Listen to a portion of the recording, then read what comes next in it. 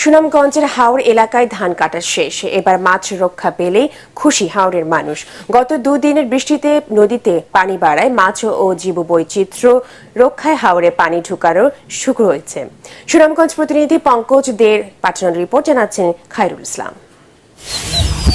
প্রকৃতি অনুকূলে থাকায় এবার হাওরে বোরো ধানের বাম্পার ফলন হয়েছে। এক মাসে ধান কাটা ও মাড়াইয়ের কাজও শেষ। এখন কেবল উঁচু এলাকায় সামান্য ধান রয়েছে। এবং এবছর আমাদের যে লক্ষ্যমাত্রা ছিল 13,70,200 মেট্রিক টন ধান, আমরা আশা করছি আমাদের যে ফলন এর চেয়ে আমরা বেশি পাবো এবং কমপক্ষে আমরা 8 থেকে 10,000 মেট্রিক টন ধান বেশি পাবো, যার বাজার মূল্য প্রায় 30 কোটি টাকা। মৌসুমের এই সময় বৃষ্টিপাত হাওরের জন্য আশীর্বাদ। তবে ফসল রক্ষা বাদের ক্ষতি না করে মাছ সহ জীববৈচিত্র্য রক্ষায় হাওরে পরিকল্পিতভাবে পানি প্রবেশ করাতে হবে।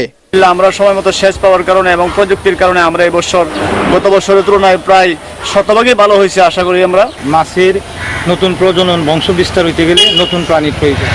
যত সম্ভব তাড়াতাড়ি যদি পানি আমাদের হাওরে যায় তাহলে মাছের প্রজনন বাড়বে, বংশ বিস্তার হবে। এখন যদি হাওরে পানি ঢুকে তাহলে আমরা মাছ টাছ খাইতে পারবো, মাছ জন্মাবে।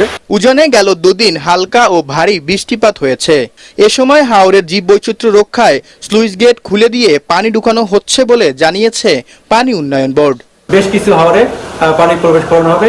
এর মধ্যে রয়েছে হালির হাওর, পর্চার হাওর এবং কালনার হাওর। হাওরে এই সময় পানি ঢুকানো যেমন জরুরি তেমনি বাঁধ রক্ষা করাও জরুরি। এই দুটো বিষয়ের দিকে সংশ্লিষ্ট কর্তৃপক্ষ নজর রাখবেন এমনটাই প্রত্যাশা হাওরবাসীর।